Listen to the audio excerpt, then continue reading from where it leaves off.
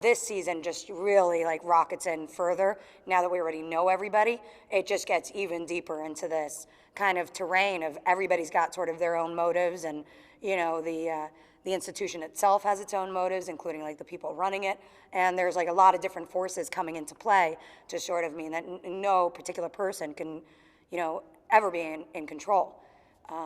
In what's already pretty out of control circumstances, So this idea of like trying to cling to any idea of control because you've had your very freedom taken from you.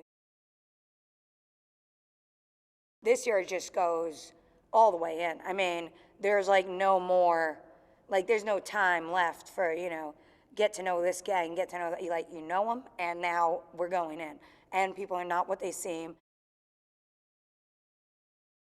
Where the memoir sort of departs from the series is like Jenji's mind kind of comes into play, and our writers who are really pretty one-of-a-kind characters as well, and it just, the scope of the show kind of becomes this I've heard it compared to whatever, this layers of the onion, and I think that's true in terms of the characters, that we start to, there's like this unveiling and deepening into who they are, but beyond that, I think that the scope of the show itself sort of starts building out into like these separate sort of like worlds.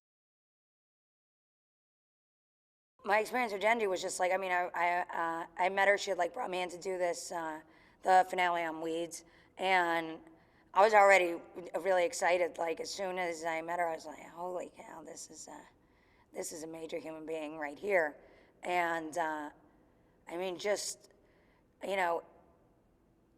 I really admire, and like I'm so excited to be a part of something that has that really specific point of view of, at all times life is intensely heavy and really funny, like that walking that line just constantly, and being able to tell these really big and yet really specific stories. It's like she's an amazing person to be around, and to know that I just feel so deeply like this is somebody who really gets it. Season 2. I mean, I had to sleep with a fair number of women this year.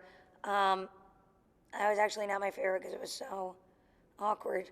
One girl in particular who was very strange, but just unforgettable in her weirdness. That was definitely one of my favorite moments. She just kept insisting on getting completely naked, and nobody knew why, because you actually could only see her feet. And it was just a weird thing. She just wouldn't not get naked. We kept saying, it's okay, you can put your clothes. She just would, like, they would call action, all her clothes would come off. So that was like just something I'd never experienced before, that I just sort of, sat there and took it like a man.